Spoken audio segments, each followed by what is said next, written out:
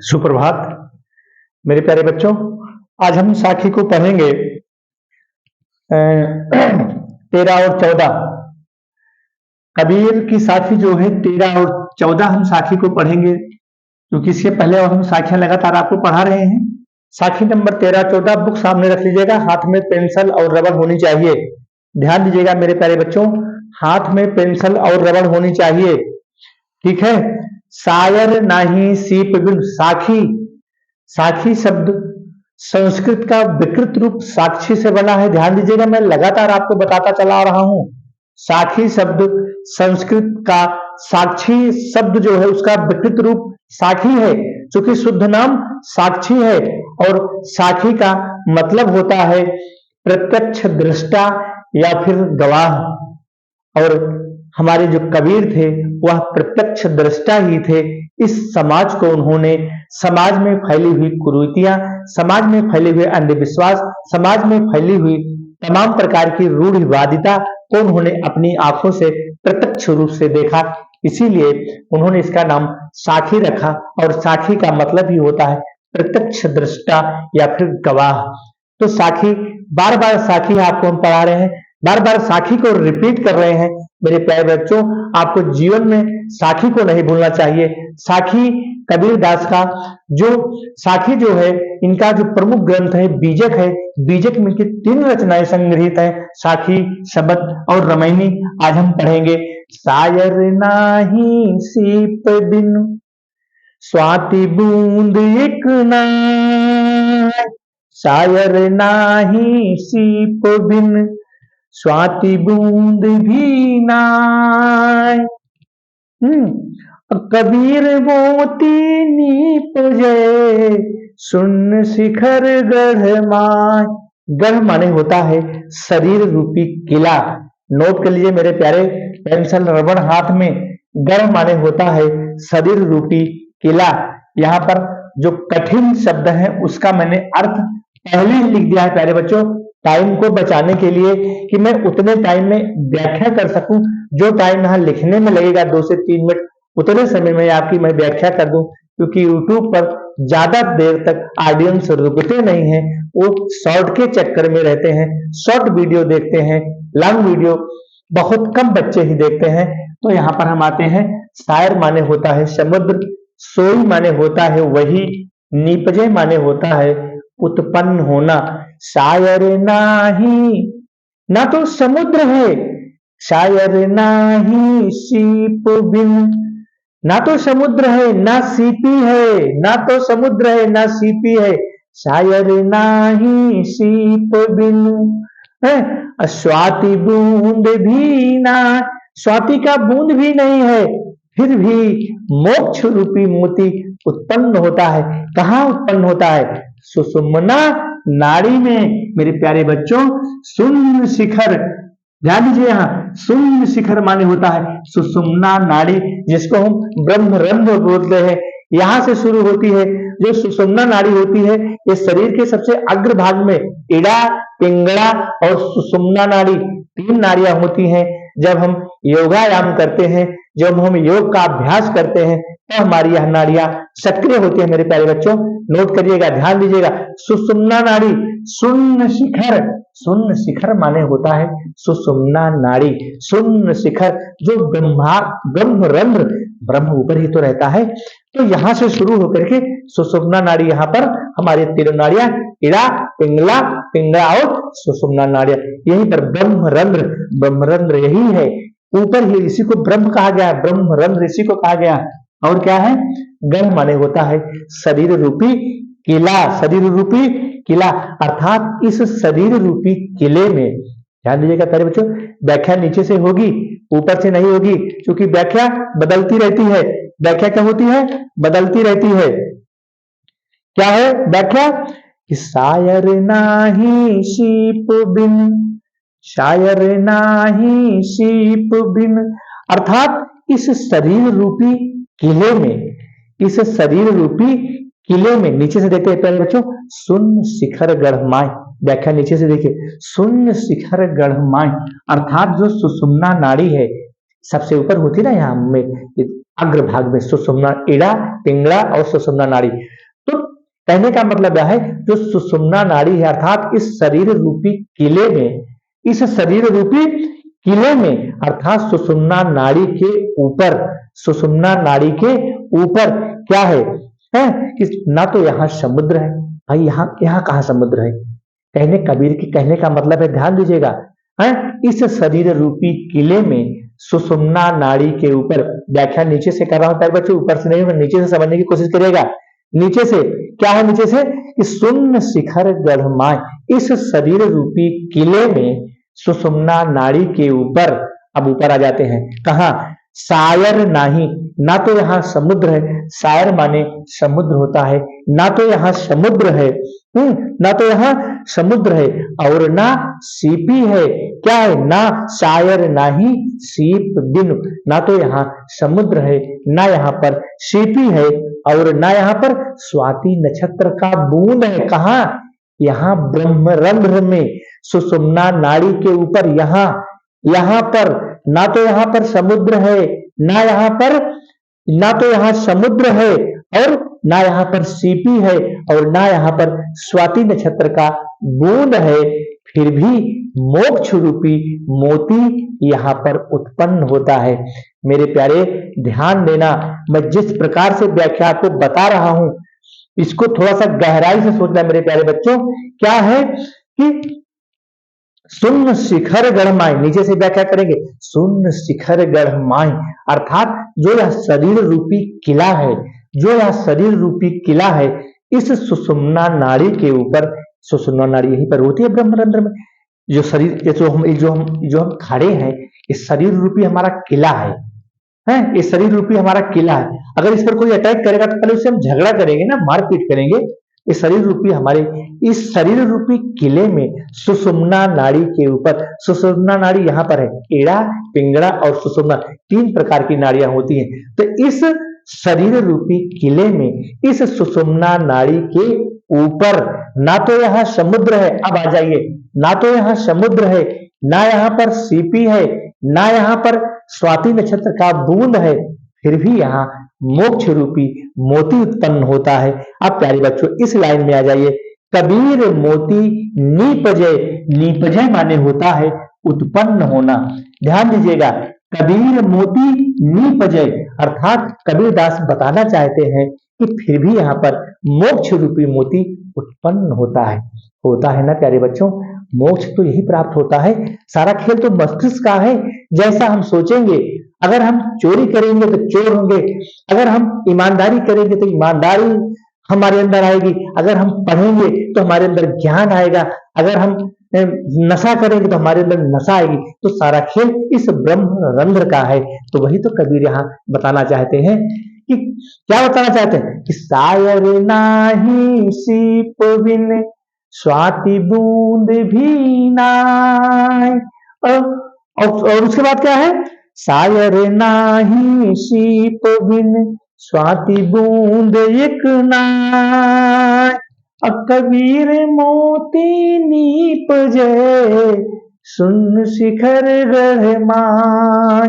नीचे से व्याख्या प्यारे बच्चों, इस शरीर रूपी किले में, इस शरीर रूपी किले में, गढ़ माने किला होता है, शरीर रूपी इस किले में है, शरीर रूपी इस किले में सुषुम्ना नाड़ी के ऊपर, सुषुम्ना नाड़ी के ऊपर, यहां से व्याख्या होगी, सुषुम्ना नाड़ी के ऊपर यहाँ पर ना तो समुद्र है, ना यहाँ पर समुद्र है और ना यहाँ पर सीपी है, ना यहाँ पर सीपी है, ना यहाँ पर समुद्र है और ना यहाँ पर स्वाति नक्षत्र का बूंद है, फिर भी यहाँ पर है, फिर भी यहाँ पर क्या होता है, कबीर मोती नीपजय। कबीर दास जी कहते हैं कि यहाँ पर मोक्ष रूपी मोती उत्पन्न होता है। अब दूसरे अर्थ में प्यारे बच्चों इसकी व्याख्या को समझो। ये तो पहला अर्थ हुआ, मूल अर्थ हुआ, अब दूसरे अर्थ में आओ।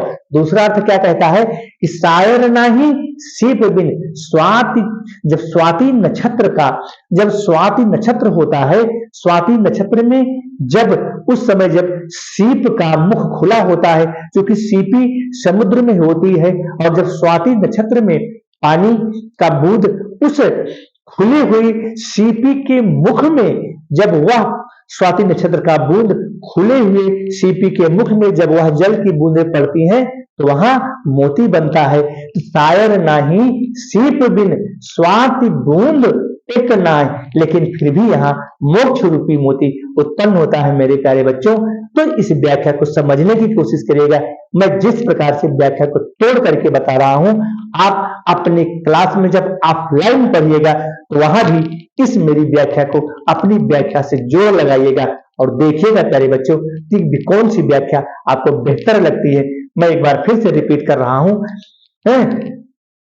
क्या रिपीट कर रहा हूं, इस शरीर रूपी किले में, इस शरीर रूपी किले में, इस सुषुम्ना नाड़ी के ऊपर ना तो यहाँ समुद्र है, ना यहाँ पर सीपी है, ना यहाँ पर स्वाति नक्षत्र का बूंद है, फिर भी यहाँ पर मोक्ष रूपी मोती उत्पन्न होता है। नीपजय क्या कर रहे हैं, कबीर कहे कि कबीर मोती नीपजय, अर्थात कबीर कर रहे हैं, कबीर कह रहे हैं कि यहाँ पर मोक्ष रूपी मोती उत्पन्न होता है। और कहां पर उत्पन्न होता है, जब स्वाति नक्षत्र का पानी, जो स्वाति नक्षत्र का पानी है वह सीपी समुद्र में होती है। उस समय जब सीपी का मुख खुला होता है, उस समय जब सीपी का मुख खुला होता है और उस स्वाति नक्षत्र के बूंद, वह स्वाति नक्षत्र का जो जल होता है उस जब सीपी के मुख में पड़ता है तो वह मोती बन जाता है। अर्थात कहने का मतलब है कि यहाँ पर जब आत्मा परमात्मा की बात यहाँ पर बताई गई है, तो स्वाति नक्षत्र का बूंद जब उसमें पड़ता है तो वहां पर क्या होता है, वह सीप अर्थात ब्रह्मरंध्र, जो प्यारे बच्चों जो ब्रह्मरंध्र है हमारा, जो हमारा ये जो ब्रह्मरंध्र है, जो ये सुषुम्ना नाड़ी, जो हमारा ये ब्रह्मरंध्र है, एक अद्वितीय स्थान है, इसका कोई जोड़ नहीं है। यहाँ पर शांत रस होगा, यहाँ पर पंचमेल सदुकड़ी इनकी भाषा है, और यहाँ पर आत्मा परमात्मा के मिलन की बात बताई गई है। तो इस प्रकार से यह व्याख्या प्यारे बच्चों देखने में तो 2 लाइन है, कबीर का दोहा देखने में तो 2 लाइन है प्यारे बच्चों, लेकिन अगर इसकी एक दोहे की व्याख्या 30 मिनट पढ़ाएं फिर भी समाप्त होने वाली नहीं है। फिर भी मैं इसको बहुत छोटा करके पढ़ा रहा हूं, फिर भी मेरे प्यारे बच्चों 8 से 9 मिनट हो गया होगा, क्योंकि व्याख्या को नीचे से उठाना पड़ा और वहां से ला करके ऊपर रखना पड़ा, तब आपको समझ में आता होगा कि व्याख्या होती क्या है, व्याख्या किसको कहते हैं। ठीक है, अगला हमारा है क्या है, अगला हमारा है कि पानी ही ते हिम भया, पानी ही ते हिम भई माने बर्फ होता है। पानी जब हम फ्रिज में उसको जमा देते हैं तो बर्फ बन जाता है।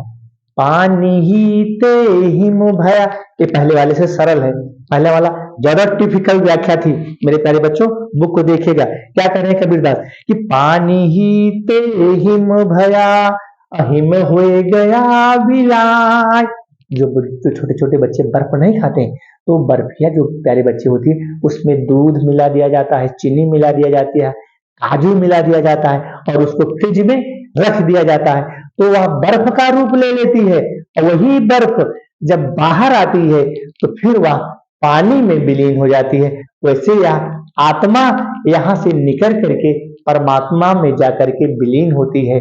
अर्थात एक बूंद, जब एक बूंद को हम समुद्र में डाल देते हैं तो उस बूंद का फिर अस्तित्व तो नहीं रहता है, वह बूंद उस समुद्र में समाहित हो जाती है। उसी प्रकार से यह आत्मा जाकर के परमात्मा में विलीन हो जाती है। तो कबीर वही तो बताना चाहते हैं, क्या बताना चाहते हैं कि पानी ही ते हिम भया, पानी से बर्फ बन जाती है।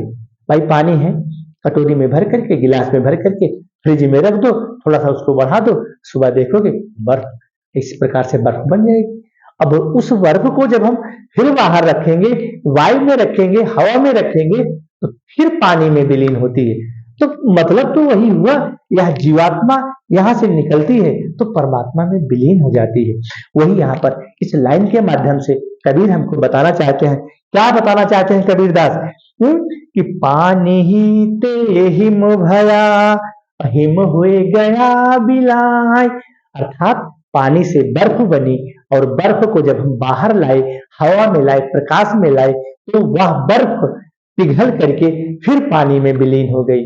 फिर पानी। उसी प्रकार से शरीर भी है। ये शरीर आज नया है, आज आपको मेरे प्यारे बच्चों नया लग रहा है। जब ये शरीर जर्जर हो जाएगा, बूढ़ा हो जाएगा, तो यहाँ से आत्मा निकल करके उस परमात्मा में मिल जाएगी और वहां से फिर नए शरीर को धारण करेगी और यह शरीर को दफना दिया जाएगा, जला दिया जाएगा। जैसा भी होगा इसका कफन दफन कर दिया जाएगा। लेकिन यह जीवात्मा अजर अमर है, या कभी मरती नहीं है।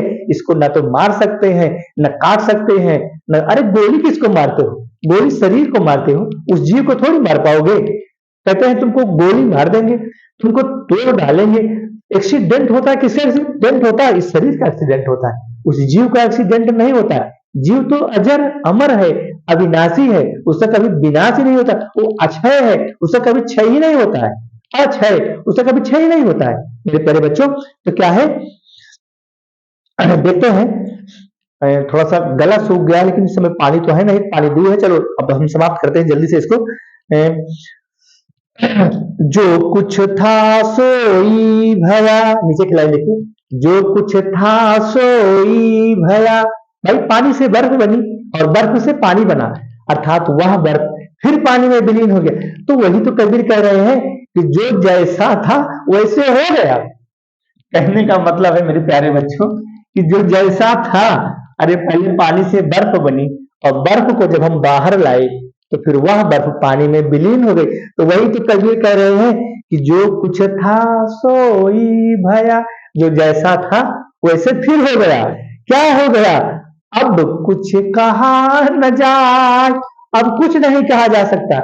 जैसे यह जीव, यह आत्मा, यह श्वास यहां से निकल करके परमात्मा में विलीन हो जाती है, तो फिर इस शरीर का कोई अस्तित्व नहीं रहता है। उसी प्रकार से उस बर्फ और पानी से बर्फ को बनाने का जो बनने की क्रिया है, विज्ञान में बच्चे जानते हैं, पानी से जो बर्फ बनने की प्रक्रिया है, उसके माध्यम से हमको कबीर ने आत्मा से परमात्मा में विलीन होने की बात बताई है कि आए मनुष्य, आए मानव, आए शिष्य, आए समाज, किसी के साथ गलत मत करो, परिश्रम करो, मेहनत करो, ईमानदारी से काम करो। मेरे प्यारे बच्चों, निश्चित ही सफलता आपके कदम चूमेगी। एक एक साखी एक एक रत्न के समान है। जिस प्रकार से सुभाष रत्नानी का एक एक श्लोक, कबीर की एक एक साखी एक एक समुद्र रत्न के समान है। एक एक साखी की व्याख्या अगर हम 1 घंटे पढ़ाएं, आधा घंटे पढ़ाएं, फिर भी इसकी व्याख्या समाप्त होने वाली नहीं है। मेरे प्यारे बच्चों, मैं कोशिश करता हूं कि 4 से 5 मिनट में एक साखी मैं पढ़ा दूं, लेकिन व्याख्या को मैं जोड़ने के लिए, व्याख्या को मैं लिंक करने के लिए आपको काफी दूर से लाने की कोशिश करता हूं मेरे प्यारे बच्चों, क्योंकि मैं शॉर्ट में व्याख्या नहीं बताता हूं, नकल से व्याख्या नहीं बताता हूं, मैं सही व्याख्या बताता हूं और सही चीजें आपके दिल दिमाग मस्तिष्क को छू जाएगी। अगर मेरा वीडियो आपको अच्छा लगे प्यारे बच्चों, तो लाइक और सब्सक्राइब जरूर करना। वही चीजें हैं, शांत रस है, वियोग दशा का वर्णन है, भाषा पंचमेल सदुक्कड़ी है। ठीक है, तो इस प्रकार से जो कुछ था सोई भया, जो जैसा था वैसा फिर हो गया है। और क्या है? अब कुछ कहा न जाए, अब कुछ कहने योग्य बचा ही नहीं है, अब कुछ कहने योग्य बचा ही नहीं है। अर्थात जिस प्रकार से यह जीवात्मा निकल करके उस परमात्मा में विलीन हो जाती है, जैसे पानी से बर्फ बना और बर्फ पिघली तो फिर पानी बना, उसी प्रकार से यह जीव इस शरीर को छोड़ करके उस परमात्मा में विलीन हो जाता है और परमात्मा वहां से फिर आदेश देता है कि जाओ तुम फिर नए नए शरीर को धारण करो। उसी प्रकार से सृष्टि है, जीवन चक्र है, ये चलता रहता है, ये कभी भी अक्षय है, कभी भी इसकी समाप्ति नहीं होगी। तो मेरे प्यारे बच्चों, धन्यवाद। तो फिर अगला जो साखी आपकी बची है, अब हम अगली साखी जो 15 और 16 है अगले में पढ़ाएंगे, क्योंकि आज हमने आपको 2 साखी पढ़ा दिया है। धीरे धीरे पढ़ाएंगे और आप इसको समझने की कोशिश करिएगा और यह भी दिमाग लगाइएगा, जब विद्यालय में आप जाइएगा, जब आपके टीचर पढ़ाएंगे, तो वहां से और यहाँ से आप मिलान करना कि आपको चीजें अच्छे से, आपको अच्छा कंटेंट आपको कहाँ से मिल रहा है। धन्यवाद।